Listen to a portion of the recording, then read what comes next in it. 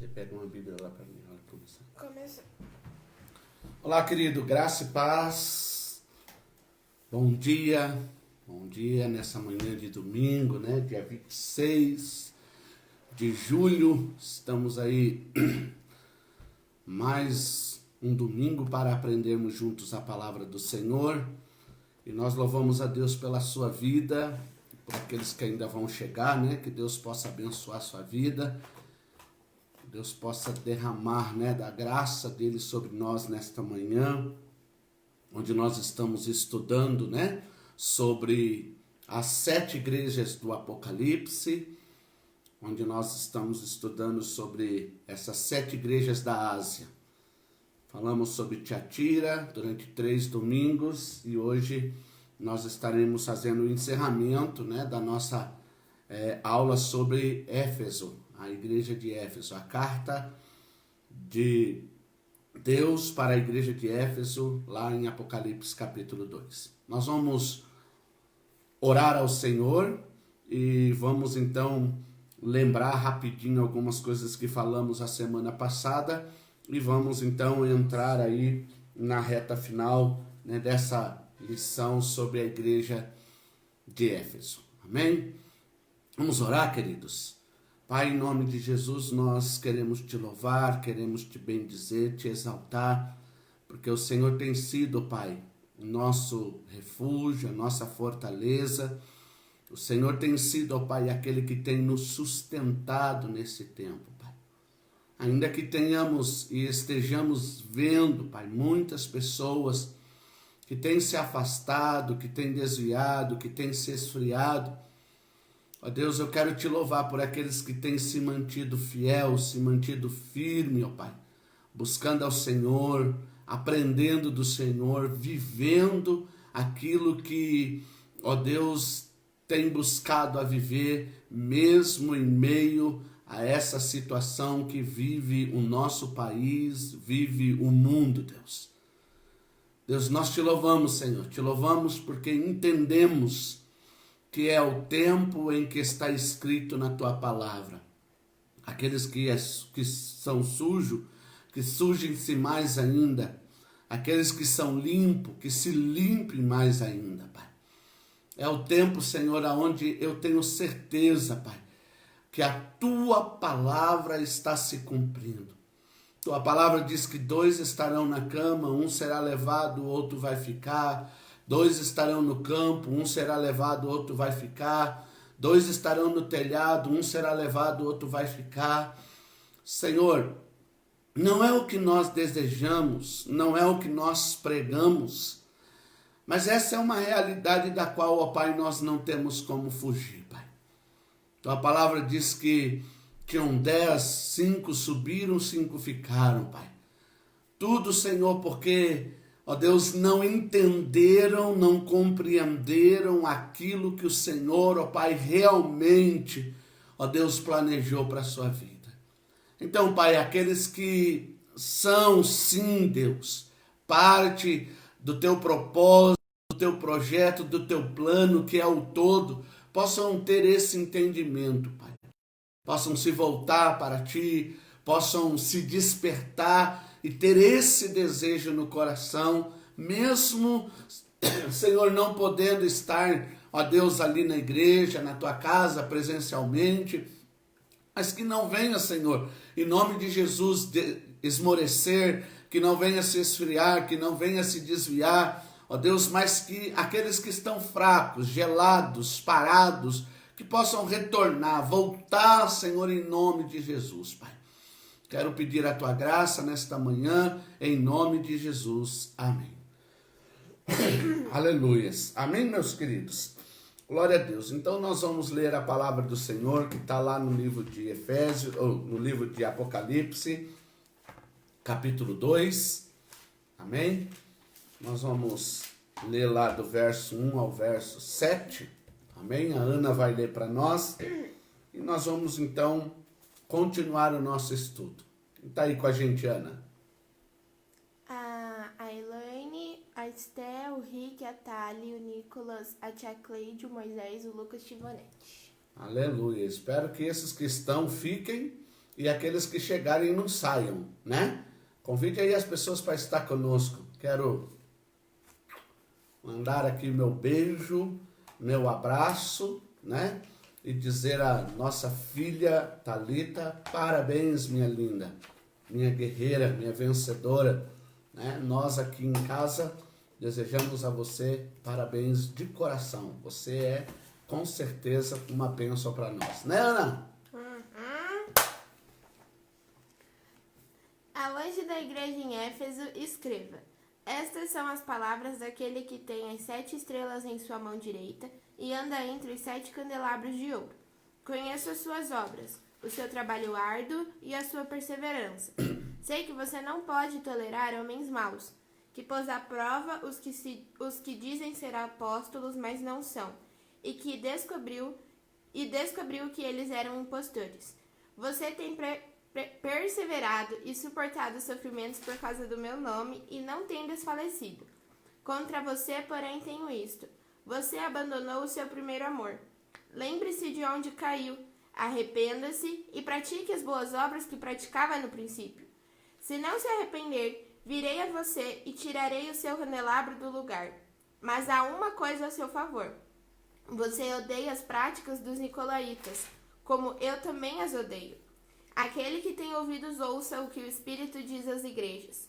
Ao vencedor darei o direito de comer da árvore da vida que está no paraíso de Deus. Aleluias. Glória a Deus. Amém, irmãos? Então, eu acho lindo, nós falamos aqui, eu só quero trazer isso para vocês, né, para nós entrarmos aí, né, no que realmente nós temos proposto falar hoje para nós encerrarmos.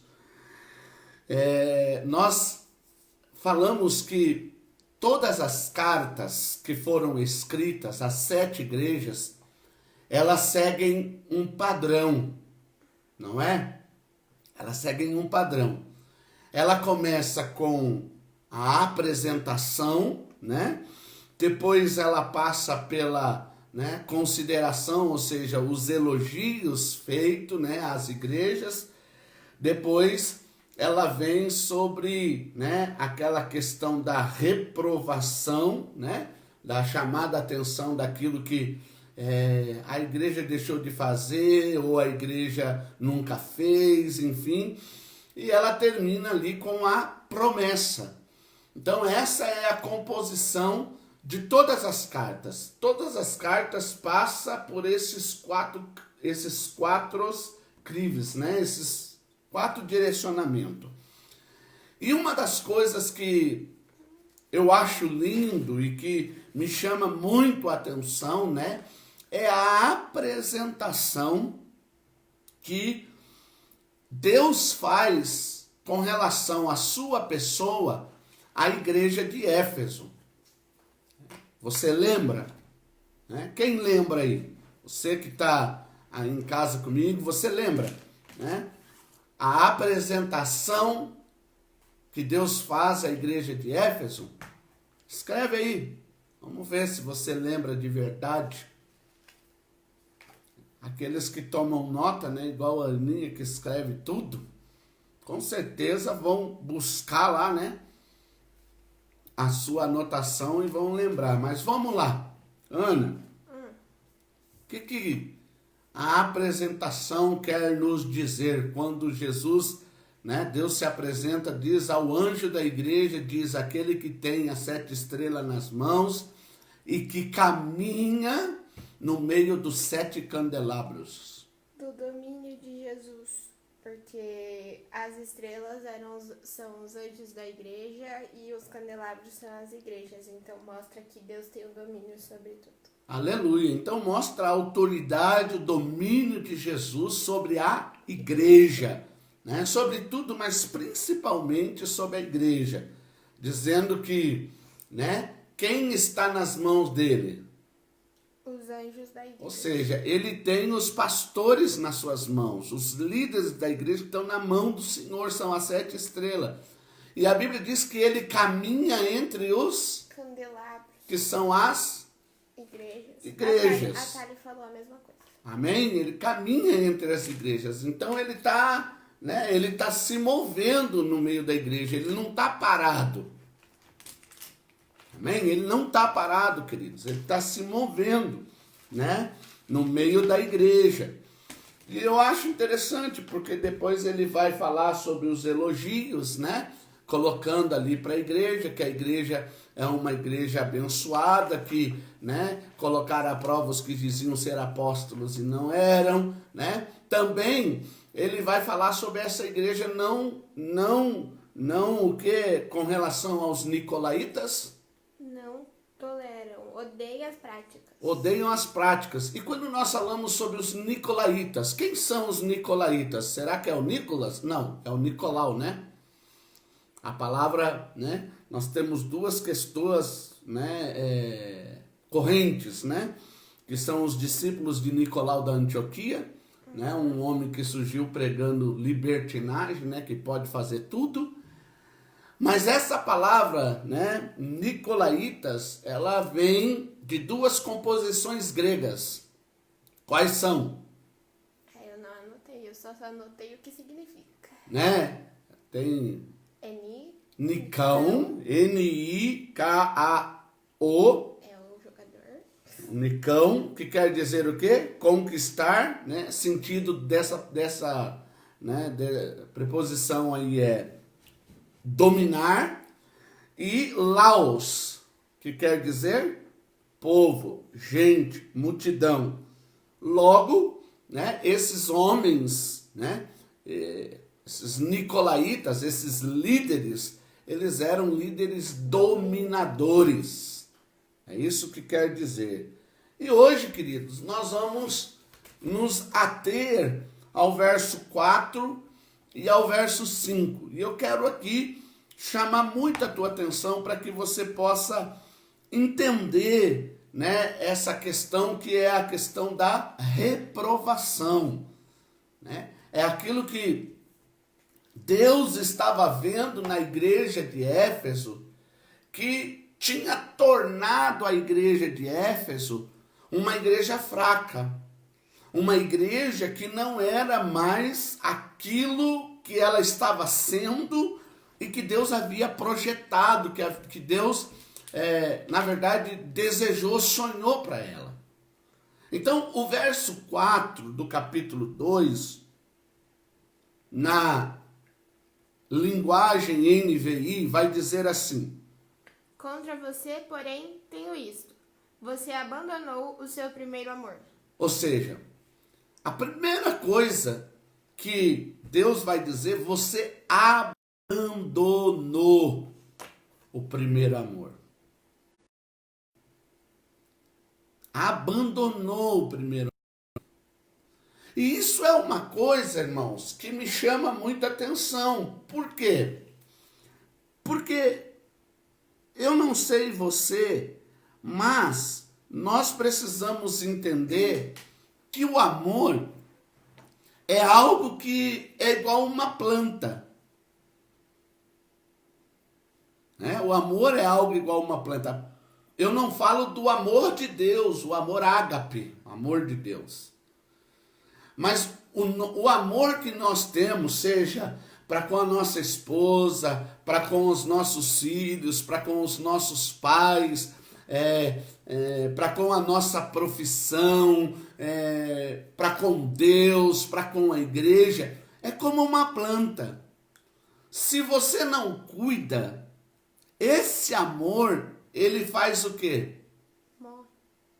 Ele acaba morrendo.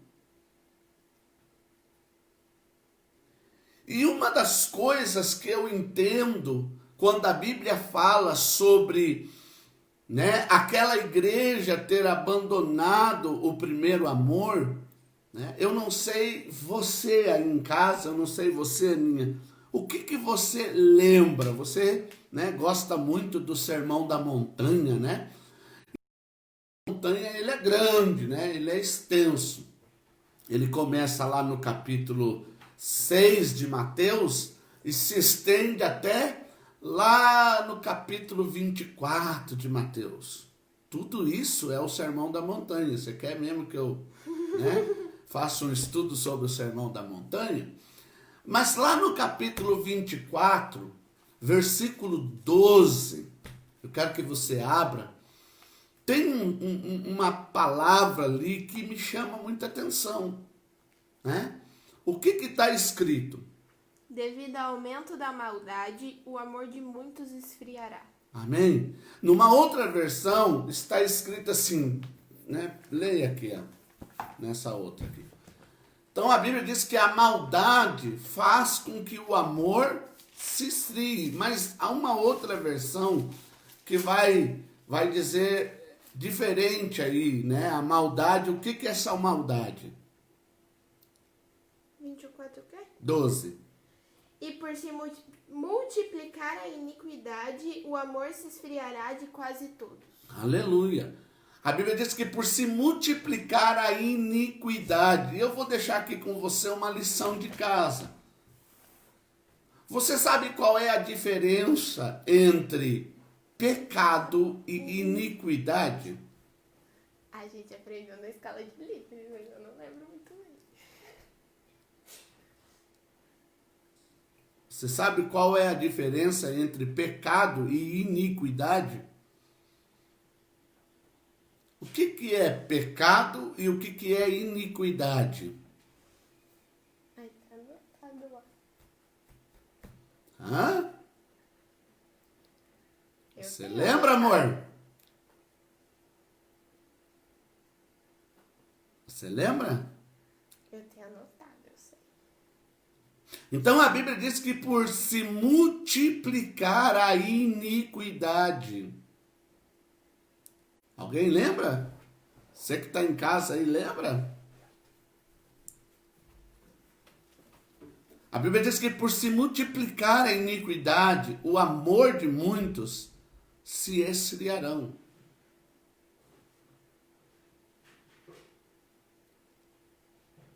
E isso Jesus está falando do que, queridos? Jesus está falando sobre os finais do tempo. E essa é uma realidade que nós estamos vendo. A iniquidade tem feito com que muitas pessoas o seu primeiro amor.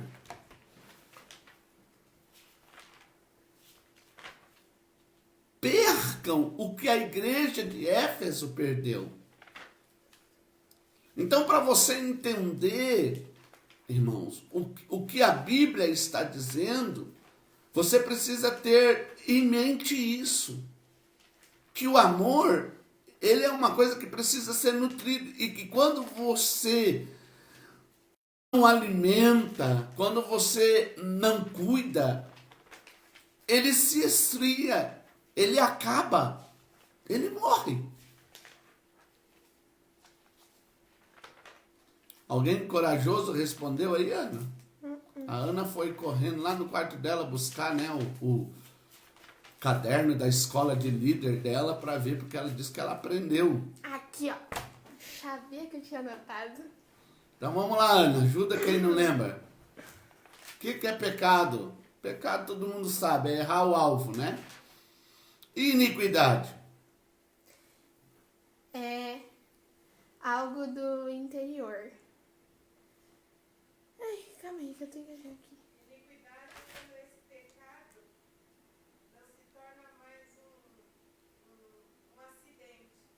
É algo que você faz e não se arrepende. Tá escrito aqui que vem no DNA. Aí a transgressão, que é você coisar que é por fora, leva à iniquidade. Mas tem tratamento. Vamos lá, queridos. Para você entender, né? Você está andando, ok? Você está andando e de repente você tropeça e cai. Isso é pecado. Você não planejou isso. Você não planejou isso. Aconteceu. Isso é pecado. Você não planeja fazer. Acontece, é um acidente. Agora, a iniquidade é aquilo programado, é aquilo planejado. Ou seja, é aquele pecado que para você já não é mais pecado.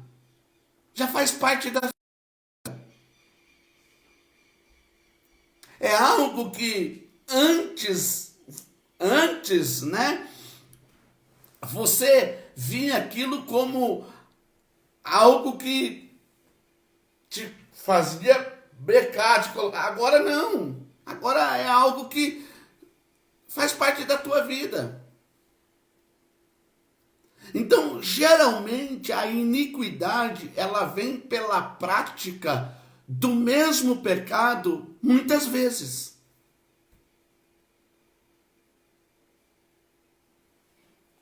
E essa iniquidade, irmãos, segundo a Bíblia, é o motivo pelo qual Jesus está alertando que o amor de muitos se esfriaria. As pessoas perderiam o seu amor, né? Porque quando você ama, né, você tem atitudes maravilhosas. Vamos lá, João 3,16, vamos lá? João 3,16. E depois, primeiro a João 3,16. Então nós vamos ler o Evangelho de João 3,16. E nós vamos ler também a Epístola de João 3,16. João 3,16. Porque Deus tanto amou o mundo que deu seu Filho unigênito para que todo o que nele crer não pereça, mas tenha vida eterna. Eu vou perguntar, o que o amor de Deus para com as pessoas, para com o mundo, fez? Deu Jesus para Ele nós. mandou Jesus para morrer em nosso lugar. Então, olha o que o amor é capaz de fazer. O amor, ele não é egoísta, ele é altruísta. O amor tem no seu DNA a empatia. E o que é empatia? É você se sensibilizar e entender a necessidade do outro. Em ajudar, em fazer.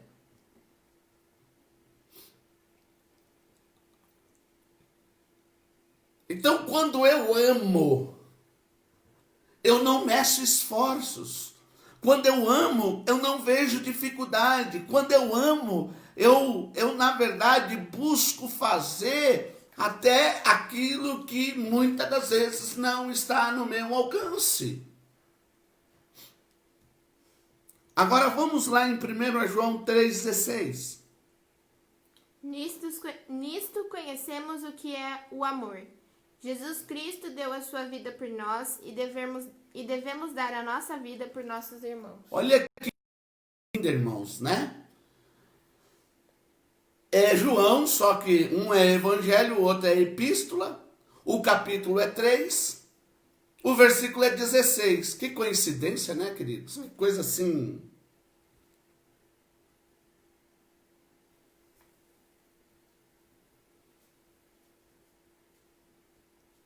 Enquanto João disse que Deus amou e fez, agora na epístola está dizendo assim, nisto vocês vão conhecer se realmente amam ou não. Jesus deu a vida, temos que dar pelos nossos irmãos. Então o amor nos leva a agir. O amor nos leva a fazer. Quando a gente ama, nós não ficamos inertes. Quando existe amor, existe disposição para fazer. E a Bíblia está dizendo em Apocalipse capítulo 2, versículo 4, o quê? Que Deus tinha contra aquela igreja que ela tinha abandonado o seu primeiro amor. E eu acho interessante, porque a Bíblia vai colocar sobre o primeiro amor.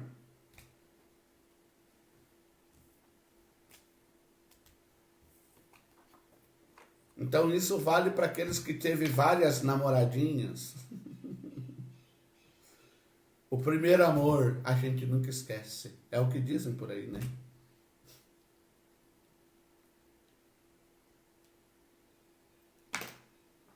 Você já ouviu essa frase, Ana? O primeiro amor a gente nunca esquece. Mas a igreja de Éfeso esqueceu. Ela abandonou.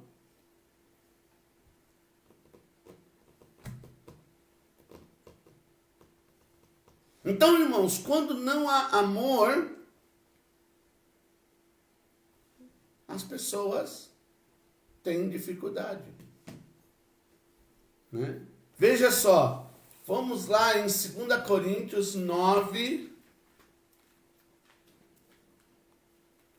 versos 6, 7. Não se assuste, tá, irmão? Vai falar de uma coisa que acho que muita gente tem dificuldade aí, mas só para você entender. É do semeia? Uhum. Lembrem-se, aquele que semeia pouco, também colherá pouco. E aquele que semeia com fartura, também colherá fartamente. Cada um dê conforme determinou em seu coração, não com pesar ou por obrigação, pois Deus ama quem dá com alegria. Tá, por aí. O que a Bíblia está dizendo? Deus dá, Deus abençoa quem dá com alegria. Olha, é só você ver. Antes está dizendo assim, ó, não ali nesse de cá mesmo, no de cá. Você não deve fazer como? Com pesar ou por obrigação. Então, se eu não faço por pesar ou obrigação, eu faço por quê? Por amor. Por amor. É algo que não é pesado para mim. É algo que eu não sou obrigado. Por exemplo, né? Sábado e domingo, aqui em casa tem um ritual, né? Eu sou velho não, sou idoso, né? E eu tenho duas novinhas aqui que, né, não levanta cedo. Então eu levanto de manhã. Elas não me pedem, não me obrigam, uma coisa que é natural. Eu faço porque eu gosto, eu faço porque eu amo. Eu desço, faço café, né? Frito o ovinho da Ana, né, um mexidinho, e levo na cama para ela e para a mãe dela. Não é uma coisa que pesa, sabe? Desculpa eu estar testemunhando aqui isso, né? Não é testemunhando, compartilhando isso, amém? Mas só para você entender, não é uma coisa que pesa, não é uma obrigação que eu me vejo obrigado a fazer. Porque já teve dias que eu não fiz.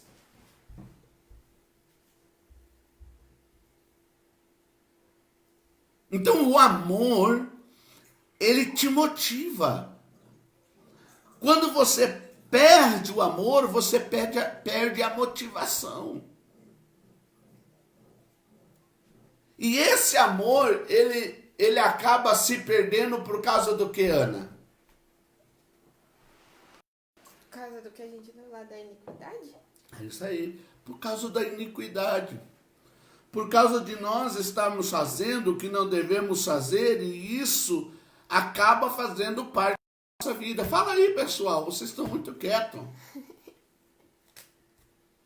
Então, iniquidade é isso, irmãos. Iniquidade é um erro que para você não é mais erro. Iniquidade é um pecado que para você não é mais pecado. É uma coisa que se tornou corriqueira na sua vida. Que você faz e você não sente mais, é normal. E infelizmente, querido, muitas pessoas estão vivendo uma vida de iniquidade. Não é nem pecado, é uma vida de iniquidade, porque pecado é algo que você acaba cometendo, mas sem planejar, é um acidente de percurso. A iniquidade não. A iniquidade é aquele pecado que você sabe que é pecado e que você não conserta. É aquela coisa que você está fazendo, e você sabe que está errado, mas você não muda. Isso é iniquidade. Tem comentário, Ana? Não. Quem está aí conosco? Já desistiu quem? Ninguém. Tia Neide chegou agora. Bom dia, irmã Neide. Graça e paz. E a tia Vanessa também. Graça e paz, Ivanete. Então, a igreja de Éfeso, ela abandonou o primeiro amor. Então, vamos lá. O que nos faz abandonar o primeiro amor? Responda.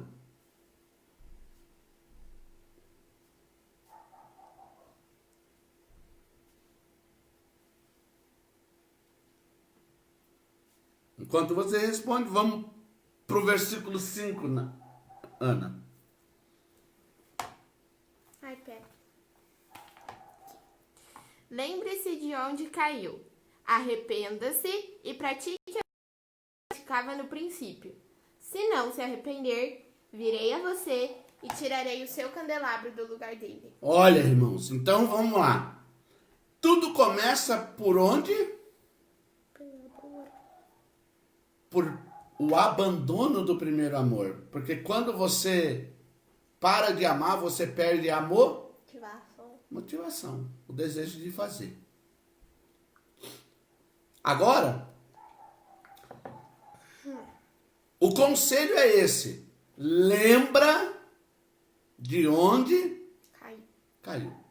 Ei, volta, né? Volta. Faz uma retrospectiva. Pode falar. A Thali perguntou se o que nos faz abandonar o primeiro amor pode ser os nossos próprios interesses. Eu vou dizer que o que leva uma pessoa, biblicamente falando, a abandonar, a deixar o amor, eu li lá, né? É a iniquidade. Se a iniquidade, né? Pode até ser, né, a falta de interesse, porque é como eu disse, o amor levou Deus a mandar Jesus, e João está dizendo que nós vamos conhecer o amor nisso, que Jesus deu e nós precisamos fazer pelos nossos irmãos. Então tem lógica. Mas em si a resposta é a iniquidade. E a iniquidade pode ser muita coisa, né? Muita coisa errada que para você deixou de ser errado e passou a ser uma prática diária na sua vida e não mais um acidente de percurso.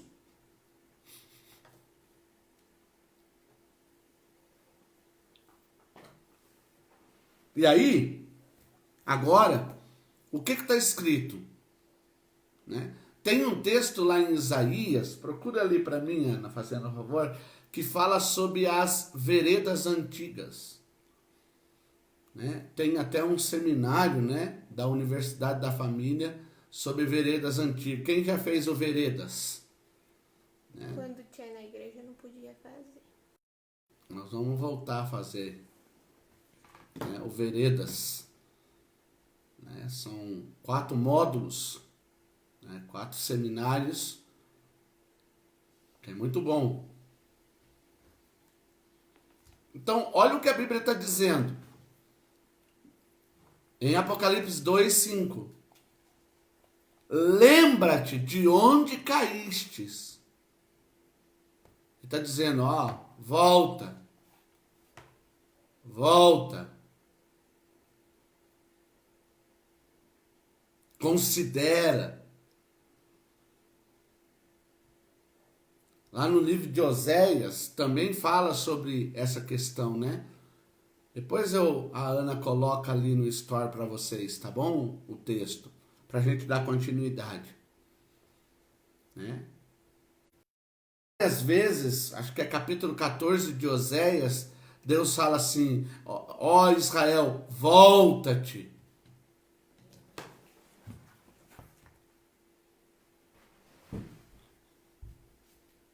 Volta-te. Então, meu irmão, presta bem atenção. Ele está dizendo assim, volte, arrependa, volte. E ele vai dizer o quê? Volte a praticar as primeiras obras. Volta a ser quem você era quando você estava movido pelo amor. Volta a fazer as coisas, não é só, sabe, você ficar... eu não sou mais a mesma pessoa, eu não consigo mais, eu estou preso, eu estou amarrado, eu estou isso, eu estou aquilo. Meu irmão, a palavra é volta. E esse vai ser o tema da minha mensagem domingo que vem. Eu desafio você a estar conosco domingo que vem, às 18 horas. Porque eu vou trazer uma palavra sobre isso. Baseado na vida do filho pródigo. Deus não vai trazer ninguém de volta. A volta depende única e exclusivamente da pessoa que saiu. Da pessoa que abandonou, é o que a Bíblia está dizendo. Leia lá de novo, verso 5 do capítulo 2 de Apocalipse. Lembre-se de onde caiu, arrependa-se e pratique as obras que praticava no princípio. O que ele está dizendo? Ei, chega de churumelo. Meu amigo, ó, limpa a baba. Para aí, você não está com força para cuspir, então limpa a baba aí, ó. Bora, vamos. É o tempo, meu. Buscar o Senhor enquanto se pode achar, invocar enquanto está perto. Vamos embora. Porque depois não adianta. Depois que acontecer o que acontecer, daí já era. Morreu, acabou. Hebreus 9, 27 diz, ao homem foi dado morrer uma só vez, depois disso segue-se o juízo de Deus. Acabou. Enquanto você tem vida, você tem que fazer. É agora, é já, nesse momento. E eu acho interessante porque, olha, a igreja de Tiatira era uma igreja que amava, ela não abandonou o primeiro amor. A igreja de Tiatira era uma igreja que as obras atuais eram muito maiores do que as quando ela começou, mas a igreja de Tiatira tinha um problema. Qual que era o problema dela? Tolerar Jezabel. Agora, a igreja de Éfeso, ela era uma igreja forte, que botou à prova as pessoas que, dizer assim, apóstolo não era, contra os ensinos dos nicolaítas, porém, é uma igreja que perdeu o seu amor e deixou de praticar as suas obras. Mas agora eu tenho um ponto que me chama a atenção. É a parte final do versículo 5. Depois de dizer, arrependa. E volte a praticar as primeiras obras, ele diz o quê? Senão se arrepender, virei a você e tirarei o seu candelabro do lugar. Aí está um ponto. Segura essa, meu querido. Está sentado? Se ajeita. Eu virei e tirarei o candelabro de vocês do seu lugar. Bom, você lembra da apresentação? As estrelas são quem? Os anjos da igreja. Os líderes. Amém? O candelabro. A igreja. Hã? A igreja. A igreja.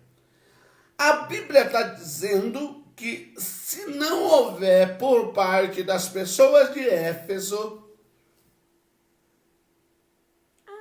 o arrependimento e a volta das primeiras obras, que na verdade seria voltar ao primeiro amor que eles tinham perdido, o que será tirado deles? O candelabro. A igreja vai ser movida.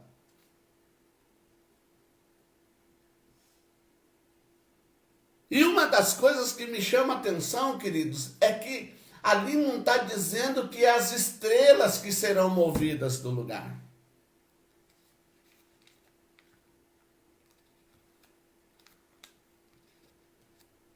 E aqui eu quero chamar a tua atenção para uma verdade bíblica.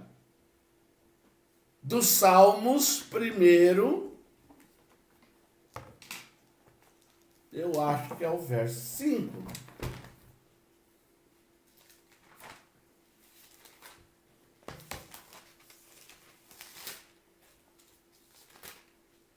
Sim. Verso 5. Olha o que está escrito. Por isso, os ímpios não resistirão no julgamento, nem os pecadores na comunidade dos justos. Em outra versão diz que nem os pecadores na congregação dos santos. Ah, eu saí daquela igreja porque eu não concordava com aquela coisa que o pastor estava fazendo. Ah, eu saí daquela igreja porque eu tive lá um problema de relacionamento com aquela irmã. Ah, eu saí daquela igreja porque... Não. Ninguém sai da igreja por esses motivos, irmãos. Só tem uma coisa que tira uma pessoa da igreja. O pecado que não quer ser tratado. Apocalipse está dizendo, se não se arrepender, não voltar, então eu virei e tirarei o candelabro de vocês do seu lugar. Porque você presta atenção, essas pessoas que saem de uma igreja, vai para outra, ela sai da outra e vai para outra. E sai da outra e vai para outra.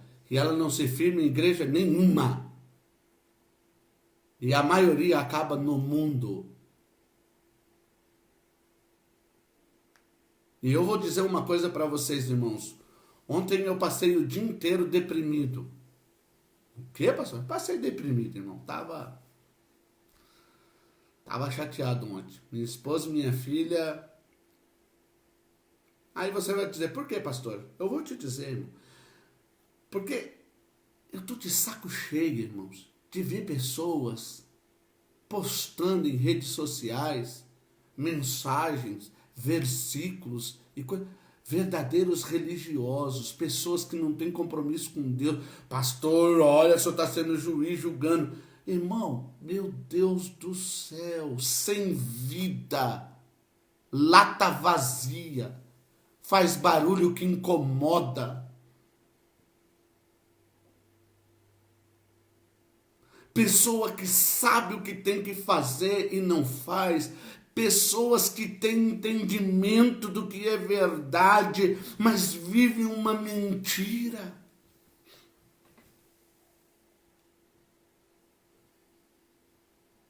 Pessoas que perderam a sensibilidade e não têm mais, querido, um relacionamento com Deus, uma vida com Deus, e não tomam posicionamento, sabe? Não acorda, não se levanta como se levantou o filho pródigo.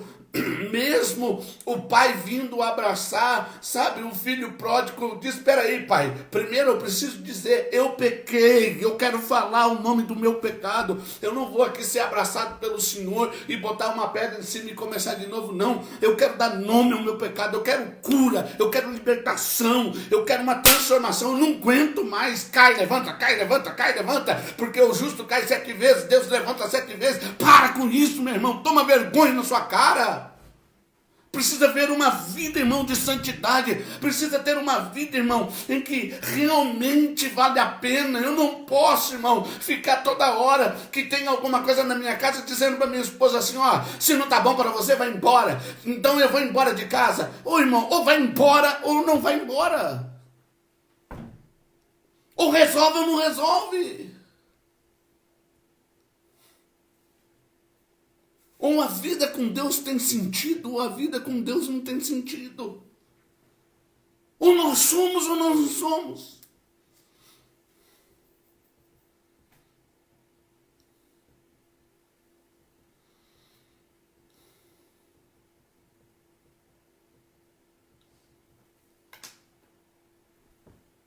É o candelabro.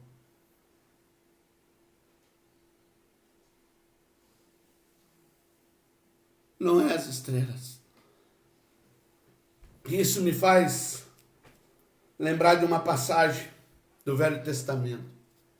Êxodo capítulo 32, versos 7 ao 10.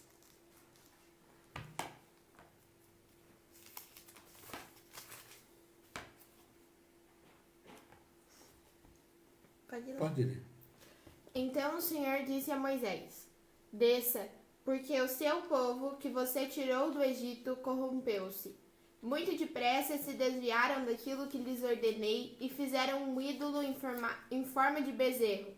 Curvaram-se diante dele, ofereceram-lhe sacrifícios e disseram: Eis aí, ó Israel, os seus deuses que tiraram vocês do Egito. Disse o Senhor a Moisés: Tenho visto que este povo é um povo obstinado. Deixe-me agora, para que a minha ira se acenda contra eles, e eu os destrua. Depois farei de você uma grande nação. Eu acho lindo esse texto, irmãos.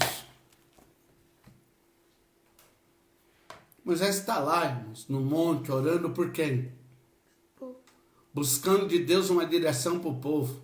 O povo está lá no acampamento. Tem lá o irmão de Moisés, a irmã de Moisés. O povo pressiona. Arão era líder, Miriam era líder. Mas eram líderes que não tinham firmeza, porque foi só o povo pressionar e eles cederam.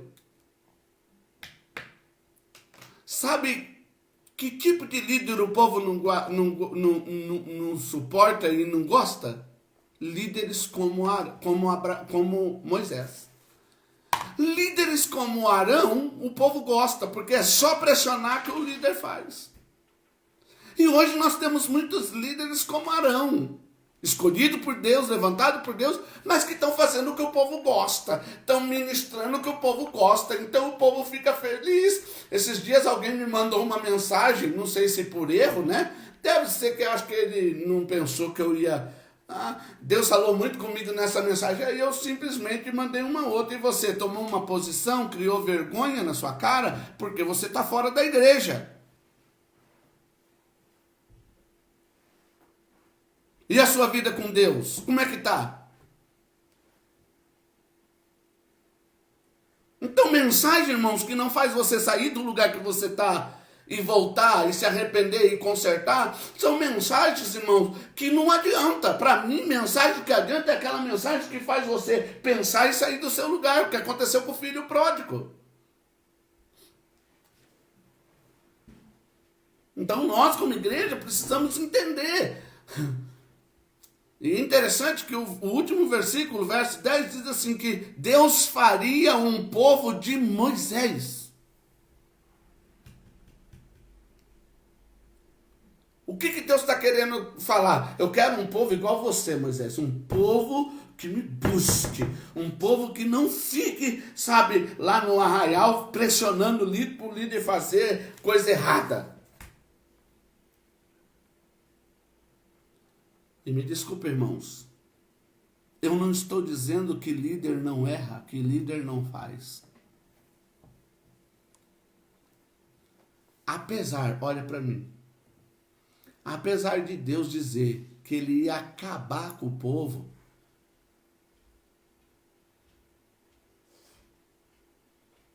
Deus não disse que ia acabar com Arão, o líder. Mas Arão não, Ana. Arão era o sacerdote. E eu vou dizer uma coisa para você, irmãos. Eu não estou dizendo que líderes não são tratados, líderes não erram, líderes erram e são tratados. Mas há uma coisa que nós precisamos entender. Os líderes, as pessoas que Deus levanta, Deus trata com eles. Eu já disse aqui, nós lemos lá o texto, quando Saul estava fora, completamente fora, Davi teve a oportunidade de matar, mas ele disse o quê?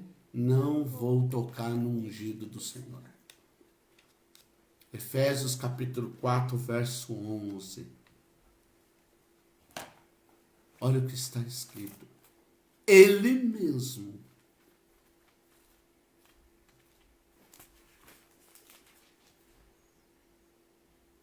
e ele designou alguns para apóstolos, outros para profetas, outros para evangelistas e outros para pastores e mestres. Ele quem? Deus. Jesus que escolheu.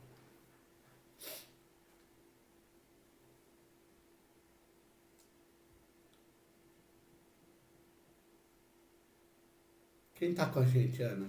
Já alguém abandonou? Não. Então, irmãos, Deus está mexendo com a igreja. Com quem que Deus mexeria? Com a igreja, com o candelabro. Deus está mexendo com a igreja, irmãos. Nesses dias, Deus está mexendo com a igreja. E o que Deus está fazendo com a igreja? Deus está mexendo com a igreja. Deus está mostrando para a igreja o seguinte, que existe aqueles que têm compromisso e que continuarão compromissados, e tem aqueles que não têm compromisso e que estão aproveitando da situação de não poder estar para fazer o que querem, o que gostam de fazer. Eu disse para minha esposa, eu não consigo acreditar, amor, uma pessoa não pode, meu Deus do céu.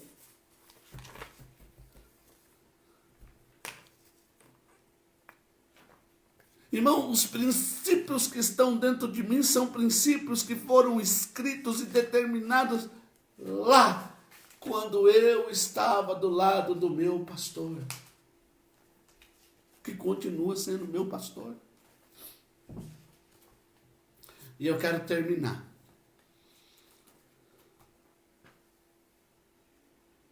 Eu quero terminar chamando a tua atenção para o verso 7. Está escrito: Aquele que tem ouvidos, ouça o que o Espírito diz às igrejas. Ao vencedor darei o direito de comer da árvore da vida, que está no paraíso de Deus.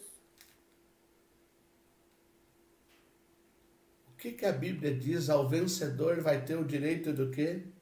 De comer da árvore da vida. Você entende isso?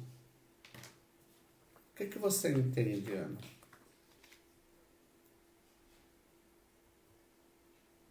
Eu vou te ajudar.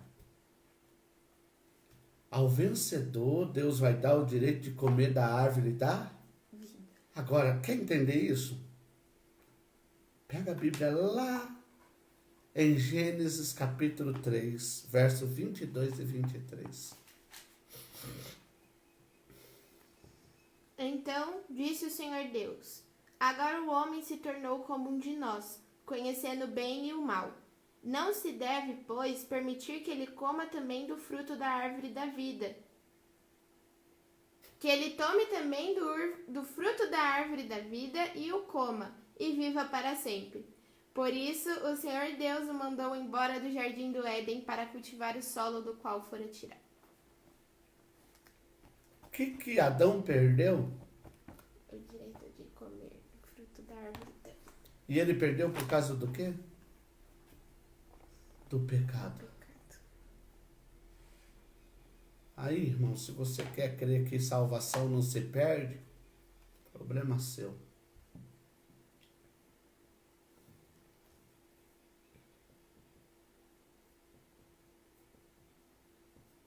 Uma vez salvo, salvo para sempre? Será?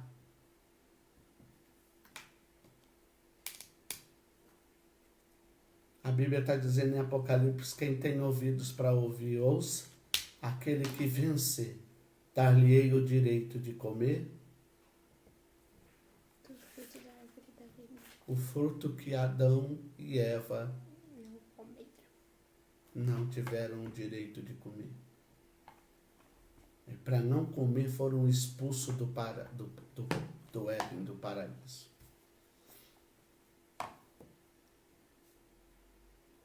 A igreja de Éfeso agora tem essa promessa.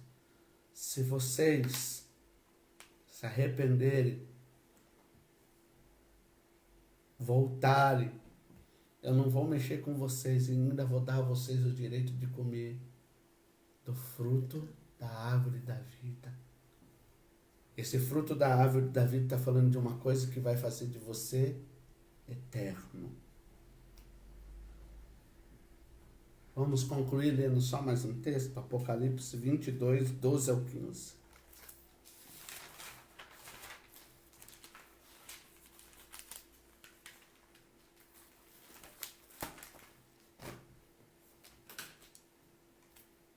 Eis que venho em breve. A minha recompensa está comigo, e eu retribuirei a cada um de acordo com o que fez. Eu sou o Alfa e o Ômega, o primeiro e o último, o princípio e o fim. Felizes os que lavam as suas vestes e assim têm direito à árvore da vida e podem entrar na cidade pelas portas. Fora ficam os cães, os que praticam feitiçaria, os que cometem imoralidades sexuais, os assassinos, os idólatras e todos os que amam e praticam a mentira. Eu, Jesus, enviei o meu anjo para dar a vocês este testemunho concernentes às igrejas. Eu sou a raiz e o descendente de Davi, e a resplandecente estrela da manhã. Amém. Quem lava as suas vestes tem o direito de comer do fruto da árvore da vida.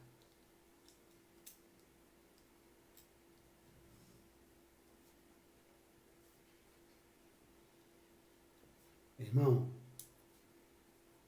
eu quero chamar a tua atenção para uma coisa.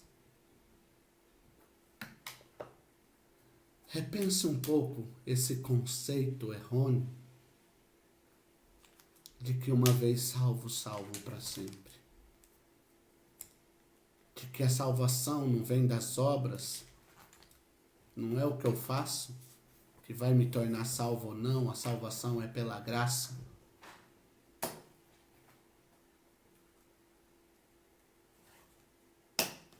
Mas eu vou perguntar aí para vocês que estão em casa aí me vendo. Quem de vocês que se fossem casados, seja homem ou mulher, e soubesse que o seu cônjuge ou a sua cônjuge te traísse constantemente e você tivesse prova disso, continuaria casada com ela? Quem?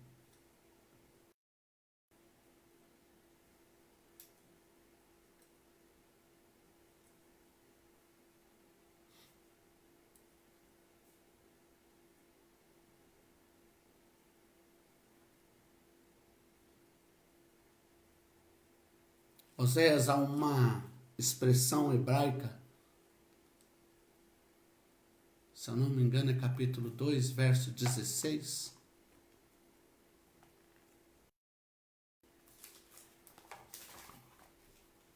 E para você entender,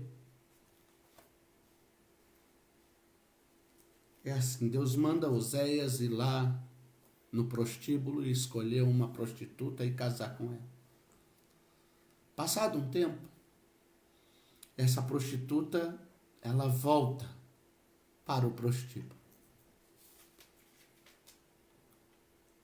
E ela lembra do tempo em que ela viveu com Oséias ali, só com Oséias, se relacionando só com Oséias.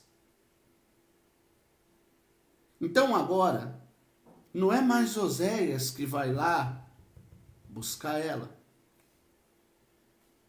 Mas Oséias está passando por perto e ela vê Oséias e ela decide voltar para Oséias.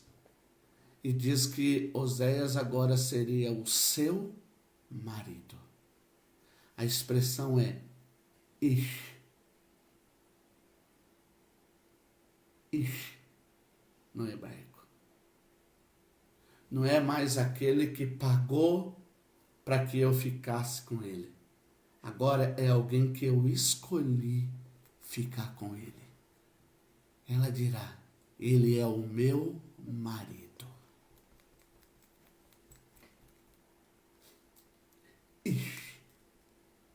Ele não me comprou, ele não veio aqui e me tirou, e eu fui para lá com essa mentalidade de prostituta. Tô indo lá me prostituir. Não, agora eu já cansei dessa vida. Sabe aquele negócio daquela pessoa que sempre comeu ovo e de repente experimentou comer um mignon, uma picanha? De repente volta a comer ovo, dá uma saudade do mignon e da picanha, não dá? Então, foi isso que essa mulher, e isso é a história de Israel e de Deus. Deus está dizendo assim, ó, vai chegar um momento em que as pessoas não estarão comigo porque, sabe, eu fui lá e paguei para tirar ela lá do... Não, mas porque elas entenderam, poxa, é como o filho pródigo. Ish. Como que é? Ish. É a expressão hebraica para ele será o meu marido. Eu decidi viver para ele, ser dele e ele ser meu.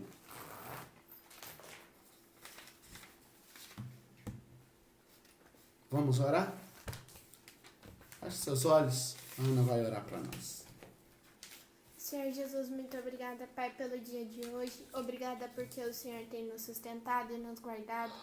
Obrigada, Senhor, por essas aulas que tivemos sobre a igreja de Éfeso. Obrigada, Pai, por ensinar as nossas vidas.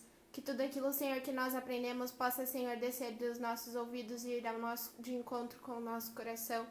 Que possamos, Senhor, entender aquilo que o Senhor tem ministrado aos nossos corações. Que os nossos ouvidos estejam atentos ao que o Espírito disse a nós nessas manhãs. E que possamos, Senhor, tomar atitudes, tomar decisões, nos arrepender e voltar, Senhor, àquilo que praticávamos antes. Que não venhamos, Senhor, ficar inertes, mas que possamos ter mudanças, Senhor, segundo aquilo que o Senhor ministrou aos nossos corações.